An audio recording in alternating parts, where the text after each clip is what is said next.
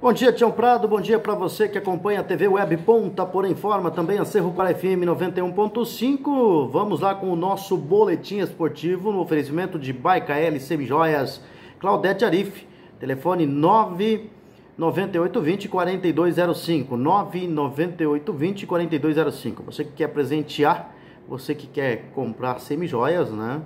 É só entrar em contato com a Claudete Arif Baicaeli Semijoias, que é o patrocinador do nosso boletim esportivo nesta sexta-feira, dia 28 de fevereiro. Vamos lá com o nosso boletim esportivo falar de Libertadores de América. O Guarani confirmou a classificação ontem e será um dos adversários do Palmeiras na fase de grupos da Copa Libertadores da América. Os paraguaios jogavam pelo empate após vencerem por 1-0 na ida, mas derrotaram novamente o Palestino do Chile, desta vez por 2-1 em Asunción, capital paraguaia. Leandro Benegas abriu o placar para os chilenos aos 45 minutos do primeiro tempo. No segundo tempo, Raul Bobadilla igualou para os paraguaios logo aos 3 minutos. Depois da expulsão de Jonathan Benítez do Palestino aos 24 minutos, o Guarani controlou o jogo e aos 38 virou o placar com gol de Rodney Redes, né? E vai para o grupo do Palmeiras. O time paraguaio, que eliminou o Corinthians na segunda fase da Libertadores, entrou no grupo B. Além do Palmeiras, vai enfrentar o Bolívar da Bolívia, o Tigre da Argentina, e a estreia do Guarani vai ser contra o time boliviano em Asunción na próxima quarta-feira. As partidas entre Guarani do Paraguai e Palmeiras serão no dia 10 de março, no Allianz Parque, pela segunda rodada da fase de grupos da Libertadores, e em 8 de abril em Asunción pela quarta rodada. Os dois melhores times avançam às oitavas de final. A classificação do Guarani definiu todos os grupos desta fase da Libertadores. A atual etapa começa na próxima terça-feira, quando 4 times brasileiros entram em campo. O Santos enfrenta o Defensa e Justiça na Argentina pelo grupo G. Pelo C, o Atlético Paranaense recebe o Peñarol do Uruguai na Arena da Baixada. Já pelo grupo E, o Internacional encara a Universidade Católica no Beira-Rio e o Grêmio visita o América de Cali. Atual campeão, o Flamengo, estreia na quarta-feira pelo Grupo A contra o Júnior Barranquilla da Colômbia, fora de casa. O São Paulo será o último brasileiro a entrar em campo na primeira rodada. A equipe do técnico Fernando Diniz enfrenta o Binacional do Peru na quinta-feira no estádio Guilherme Briceño, na cidade de Juliaca. Os resultados, então, dessa última rodada aí da fase de pré-Libertadores: o Atlético Tucumã venceu o Independiente da Colômbia por 1-0, o Cerro Porteño foi goleado pelo Barcelona do Equador 4-0, o Internacional ganhou do Deportes Tolima 1-0 e o Guarani do Paraguai venceu o Palestino do Chile por 2-1, completando então os grupos da Libertadores que começam na próxima semana. E na Sul-Americana, disputando uma competição internacional pela primeira vez, que pena foi ontem o Fortaleza, né? Venceu o Independiente da Argentina por 2-1, vencia por 2-0, o que lhe dava a classificação, e tomou um gol no finalzinho, né? O Independiente, que é o maior campeão da Libertadores, com 7 troféus. O jogo foi ontem na Arena Castelão, em Fortaleza, e valeu pela partida de volta, né, da primeira fase da Copa Sul-Americana. Mas o resultado aliado a 1-0 da Argentina, quando a derrota de 1-0 na Argentina, deu a vaga ao Rei de Copas por conta do gol como visitante, né? No agregado ficou em 2-2. Ainda não é possível conhecer quais serão os confrontos na sequência do segundo principal torneio do continente. Afinal, mesmo com o final da primeira etapa, o próximo estágio contará com 10 clubes vindos da Libertadores, 2 da terceira fase preliminar e os 8 terceiros colocados das chaves de grupos, né?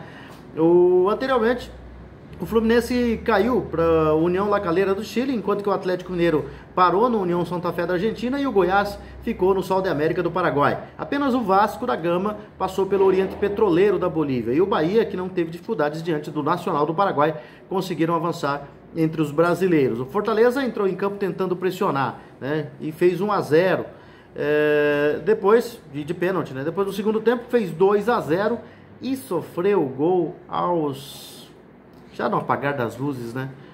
Nos acréscimos, acabou numa bola que desviou, uma jogada de Bustos com o Velasco, contou com um leve desvio do Bruno Melo, o gol necessário para o Independiente se classificar. El Diablo Rojo, né? O rei da Copas Independiente da Argentina se classificou, né? Foi uma pena o jogo pro Fortaleza, que vencia por 2-0 e jogava bem, né? Tomou um gol no finalzinho em sua primeira competição internacional, acabou sendo eliminado. Na Copa do Brasil também tivemos jogos ontem. apenas a Ponte Preta, né, jogou contra o Vila Nova de Goiás. Tivemos, além da Ponte Preta, outros jogos. Foram apenas 2 jogos, né, nesta quinta-feira, pela segunda fase da Copa do Brasil, e ninguém fez gol. As 2 vagas na terceira fase foram definidas nas cobranças de pênaltis. O São José, do Rio Grande do Sul, levou a melhor em cima da Chapecoense, enquanto que a Ponte Preta superou o Vila Nova de Goiás. Cada time que avançou vai receber o prêmio de R$1.500.000. Esta segunda fase é disputada em jogo único, sendo que em caso de empate no tempo normal, a vaga será definida nos pênaltis. No Majestoso, em Campinas, a Ponte Preta estreou o técnico João Brigatti no lugar de Gilson Kleina. Mesmo não ficando no banco por precaução, ele deu sorte. O time jogou melhor, criou mais chances e teve que levar a vaga nas penalidades. No estádio Passo da Areia, na capital gaúcha, em Porto Alegre, o São José e a Chapecoense correram muito no gramado sintético, mas não marcaram gols. Na cobrança de pênaltis, o time gaúcho levou a melhor 5-4. Na terceira fase, o Zequinha vai pegar o vencedor do confronto entre Atlético Goianense e Santa Cruz. A CBF marcou para a próxima quarta-feira, às 18h15, o jogo entre Fluminense do Rio de Janeiro e o Botafogo da Paraíba pela segunda fase. O jogo será realizado no Maracanã. Os jogos de ontem à noite, então, teve o São José se classificando em cima da Chapecoense depois de um empate em 0-0 no tempo normal, e a Ponte Preta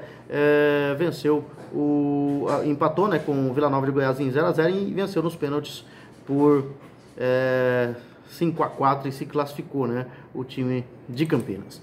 E as rodadas dos estaduais prosseguem neste final de semana, com o Campeonato Paulista já tendo iniciado a sua rodada na quarta-feira na Arena Corinthians, com o Corinthians empatando com o Santo André em 1-1. E no grupo do Corinthians, justamente hoje tem jogo, né? Os 2 times que estão na caça pelo Corinthians aí, ou que ameaçam o Corinthians de classificação, entram em campo nesta sexta-feira. O Guarani joga contra o Água Santa. O Guarani, no grupo D, é o líder do grupo com 9 pontos. Mesmo número de pontos que o Corinthians, mas no saldo de gols o Guarani tem 3-2, é o primeiro colocado. Então enfrenta o Água Santa. O Corinthians, que foi derrotado pelo Água Santa, vai torcer de novo para o Água Santa vencer aí no Brinco de Ouro, o jogo marcado para as 18h15, horário de Mato Grosso do Sul.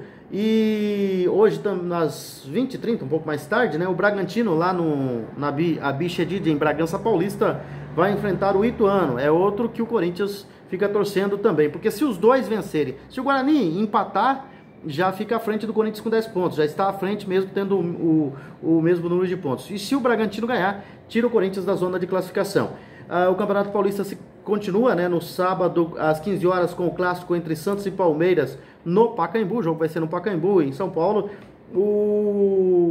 A Inter de Limeira, no Major Levi Sobrinho, às 10 horas da manhã do domingo, enfrenta o Novo Horizontino. Ainda no domingo, às 15 horas, o São Paulo joga contra a Ponte Preta no Morumbi.